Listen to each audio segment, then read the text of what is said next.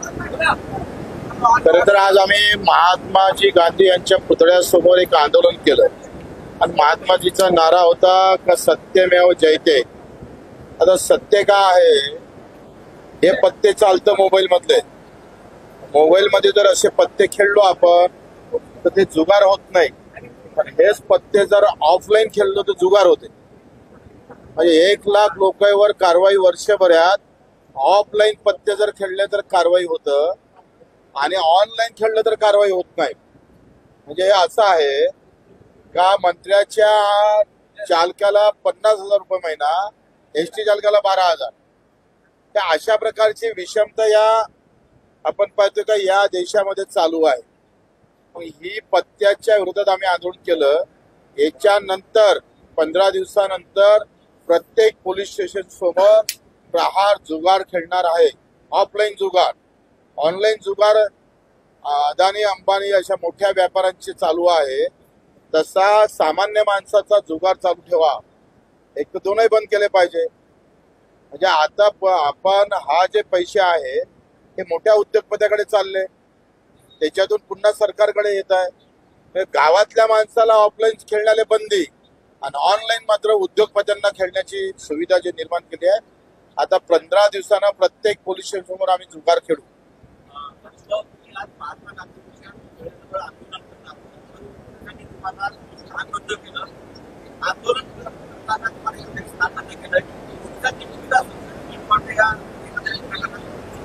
मला असं वाटतं का पोलिसांनी कारवाई केली बरोबर आहे, कारण कायदा ऑफलाईन जुगार खेळता येत नाही, कायदा ऑनलाईन जुगार खेळायला परवानगी देतं। त्याच्यानं त्यांनी केलेल्या कारवाईच्या बद्दल आमची काही नाराजी नाही आहे, पण हे आंदोलन आम्ही पुन्हा लोकांसमोर नेऊ, लोकांच्या हे लक्षात आणू का अशा पद्धतीची कारवाई का होतं। ऑनलाईन खेळायला परवानगी भेटतं आणि ऑफलाईन खेळायला परवानगी भेटत नाही, दोनही बंद करा। हा प्रश्न लोकांपर्यंत न्यायचा आहे।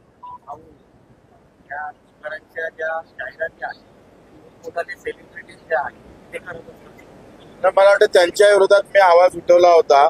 सचिन तेंडुलकर ते आम्हाला त्याच्या बाबतीत अभिप्राय देणार होते, त्यांनी अधिक 15 दिवस आम्ही वाट पाहू नाही दिलं तर पुन्हा त्यांच्या विरोधात आम्ही आंदोलन करू। त्यांच्या घराच्या इथे जाऊन करणार, घर असेल अधिक काय असणार, तिथं त्यांचं ऑफिस असेल तिथं करू।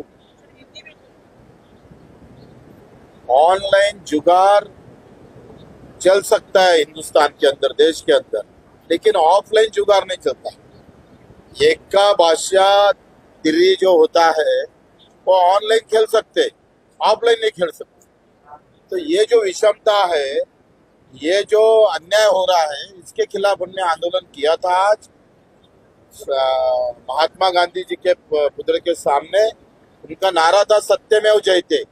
तो यहाँ सत्य तो कोई बचा ही नहीं है, और इसीलिए ये आंदोलन हम पूरे महाराष्ट्र के अंदर हर पुलिस के सामने करने वाले हैं। जो खिलाड़ी है, कोई अभिनेता है जिन्होंने इस ऑनलाइन गेमिंग का जो प्रचार किया है, उनके खिलाफ भी हम आंदोलन करेंगे।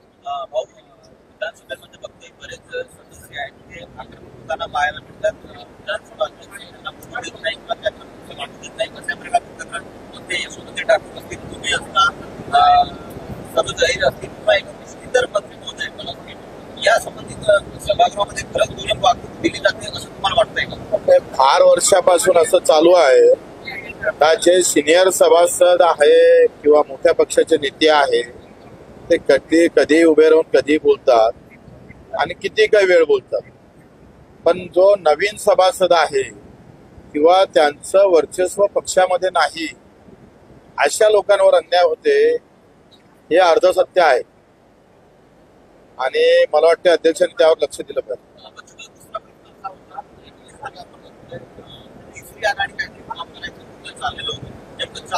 आम्ही तिसरी आघाडी करणार नाही, करू तर एकट्याची आघाडी नक्की करू।